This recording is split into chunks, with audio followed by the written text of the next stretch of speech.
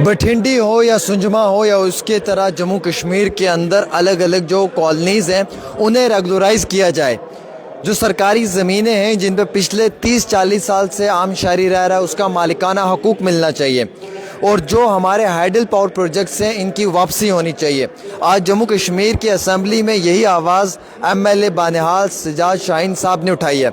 इन्होंने कहा है कि जैसे जम्मू की बठिंडी है या सुंजमा है या इसके तरह मुख्तलिफ और कॉलोनीज़ हैं, उन्हें जो है वो रेगुलराइज़ किया जाए, क्योंकि माजी के 20, 30, 40, 50, 60 सालों से आम शहरी अब वहाँ पर रह रहे हैं। उनके पास बिजली का बिल है और पानी का बिल भी है, तो वो वहाँ के बाशिंदे हैं। अब उनका अधिकार है कि उन्हें रेगुलराइज़ किया जाए। बहुत बहुत शुक्रिया सर वक्त देने के लिए। सर, आज जो जिस मुद्दे पे आपने असेंबली में चर्चा की, सर इस मुद्दे पे चर्चा करने की क्या ज़रूरत पड़ी आपको, और ये मुद्दा पब्लिक डोमेन में लाना या सरकार के सामने लाना कितना ज़रूरी था? देखिए, CM साहब की ग्रांट्स थी और उनमें पावर डेवलपमेंट डिपार्टमेंट और tourism, housing and urban development department, information technology और दीगर कई महकमे, रेवेन्यू, सब महकमों के ऊपर बात करने का मुझे आज मौका मिला। तो जहां मैंने अपनी कॉन्स्टिट्यूंसी से रिलेटेड जो टूरिज़्म डेवलपमेंट अथॉरिटी की बात की, वहीं मैंने दूर दराज इलाकों में सियाहती इनको नक्शों पे लाने के लिए भी बात की, और ख़ास तौर पे बिजली के जो प्रोजेक्ट हमारे इस वक्त मरकज़ की तहवील में हैं, जो एक एग्रीमेंट के तहत इनके साथ जब ये बने थे, इनके साथ एक मुआहदा हुआ था कि जब ये जितना भी खर्चा इस पे आएगा वो खर्चा वसूल होने के बाद ये प्रोजेक्ट वापस कर दिए जाएंगे। लेकिन अभी तक ये प्रोजेक्ट वापस नहीं हुए, NHPC के अंडर है। और मैंने आज ये बड़ा ज़ोर दे के ये मुतालबा किया कि जितने भी हमारे पावर के प्रोजेक्ट हैं उनको जम्मू कश्मीर को रिटर्न किया जाए, और जब तक कि वो रिटर्न ऑफ पावर प्रोजेक्ट्स वो प्रोसेस मुकम्मल होगा, तब तक जो शेयर 12% रियासत को है NHPC की तरफ से, उसको बढ़ा के 50% किया जाए, ताकि कंपनसेट हो सके जो लॉसेस जम्मू कश्मीर को हुए हैं वो इंडस वाटर ट्रीटी की वजह से। और साथ ही साथ मैंने ये बात भी कही कि खिता चनाब के लोगों को 2% इस 50% में से फ्री बिजली दी जाए, खिता चनाब के लोगों को, जिसमें ज़िला रामबन, ज़िला डोडा और ज़िला किश्तवाड़ आता है। और साथ ही साथ मैंने, चूँकि आपको भी मालूम है कि 2003 में यहाँ पे एक अनऑथराइज कॉलोनीज थी 15, उनमें से 13 को नेशनल कॉन्फ्रेंस की हुकूमत ने रेगुलराइज किया था, जिसमें बहू फोर्ट था, गोरखा नगर था, गुजर नगर था और कई कॉलोनीज रेगुलर की थी, भगवती नगर था। लेकिन आज तकरीबन 20 से 25 कॉलोनी ऐसी है जो रेगुलराइज करना जो मतलूब है, और पिछले 50 साल से लोग 60 साल से। सर, बठिंडी सुइमा भी है। हाँ, मैं आपको बताऊंगा किन कॉलोनीज़ की मैंने बात की। तो हमने जोर दे के कहा कि इन कॉलोनीज़ को जैसे पहले तर्ज पे JDA के ज़रिए इनको रेगुलराइज किया गया था, तो इनको रेगुलराइज किया जाए। जिन कॉलोनीज़ का हमने नाम लिया उनमें वाल्मीकि कॉलोनी है गांधीनगर में, और शिकली गढ़ कुलियाँ चट्टा में है, गोरखा नगर है, कासिम नगर है, बागे बहू कॉलोनी है, संजय नगर है, मलिक मार्केट है, चन्नी रामा का एक हिस्सा है, चवादी का हिस्सा है, डिग्याना का हिस्सा है, पार्ट ऑफ चिराना है, और सिदरा, रगूड़ा, बठंडी, सुजवा, बजाल्टा, रायका, निकी तवी और बेली चराना, और इसके अलावा और भी कुछ कॉलोनीज़ हैं जिनको रेगुलराइज करने की ज़रूरत है, ताकि JDA यहाँ पे जो हज़ारों लोग यहाँ रहते हैं उनको भी वो सिविक कम्युनिटीज़ मिले, वो सुविधाएं मिले। जो बुलडोज़र बाबा जब चलता है तो लोगों के अंदर बहुत पैनिक सी सिचुएशन क्रिएट हो जाती है, क्योंकि जब घरों पे बुलडोज़र आ जाता है तो सर लोगों को बिल्कुल ये एक डर माहौल पैदा हो जाता है उनके दिलों में कि पता नहीं अगला कदम क्या होगा। इस बुलडोज़र को रोकने के लिए क्या करना पड़ेगा?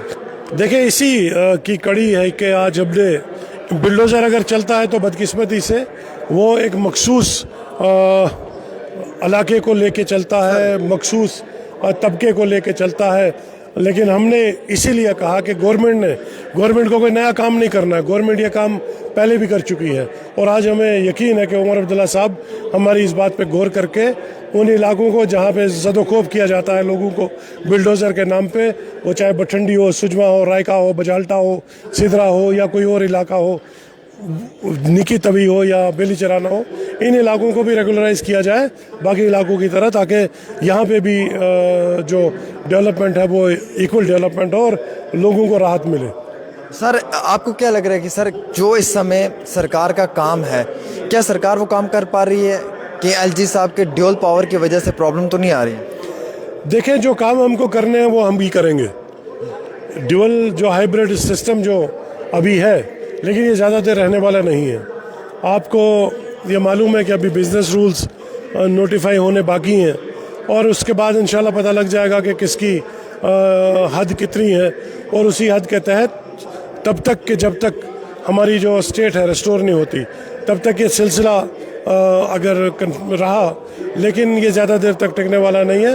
इंशाल्लाह लोगों को कुछ डिपार्टमेंट छोड़ के बाकी जो काम है वो हुकूमत नहीं करने, और वो बखूबी अपना फ़र्ज़ निभा रही है और आगे भी निभाएगी। चलिए, ये सबसे बड़े मुद्दे पे आज बात की है सजाद शाहीन साहब ने कि बठिंडी हो, सुंजमा हो या बेली चराना हो, बजालता हो, निकी तवी हो, रगूड़ा हो, सिदरा हो, इन कॉलोनीज़ को रेगुलराइज किया जाए। जैसे हुकूमत ने आज से पहले माजी में कई सारे कॉलोनीज़ को रेगुलराइज किया, जिसमें गुजर नगर भी है या और भी है, बागे बहू भी है, वैसे ही अब इनको भी किया जाए। ये बड़ा अहम तरीन मुद्दा था, इस पर बात करने की ज़रूरत थी आज की कड़ी में। और सर ने बात की, हाइडल पावर प्रोजेक्ट्स के ऊपर बात की, हालांकि MOU पे डॉक्टर साहब ने ही साइन किया है। सर वो जब साइन किया है, देखें चूँकि NHPC ने बनाना है और इसलिए वो MOU के तहत ही बनाएगी, क्योंकि हमारे माली वसाइल उतने नहीं हैं कि हम खुद अपने खर्चे पे बना सकें। इस वास्ते जब MOU साइन हुआ, एक बूट एग्रीमेंट के तहत हुआ, build own operate then transfer, तो बिल्ड भी हो गया, ऑपरेट भी हो गया, ओन भी हो गया, अब ट्रांसफ़र की बारी है। अब इनको वापस रियासत को ट्रांसफ़र करना है, क्योंकि उन्होंने बहुत पैसा यहाँ से कमा लिया है NHPC ने हमारे पावर प्रोजेक्ट से। अब ये रियासत की बारी है, रियासत के अवाम की बारी है। हम माली हालत से दो चार हैं, मुश्किलात हैं हमें, हमारा भी रेवेन्यू आएगा, हम भी बिजली बेचेंगे, अपने दरियाओं की बनी हुई बिजली, अपने पावर प्रोजेक्टों की बिजली जो है बैरून रियासतों को बेच के हम कम से कम अपनी टांगों पे खड़ा होने की थोड़ी सी पोजीशन में आएंगे। चलिए, बहुत बहुत शुक्रिया। हमारे साथ सजाद साहब थे, जिन्होंने बड़े अच्छे तरीके से तफसीलन तौर पे ये आप तक बात पहुंचाई है।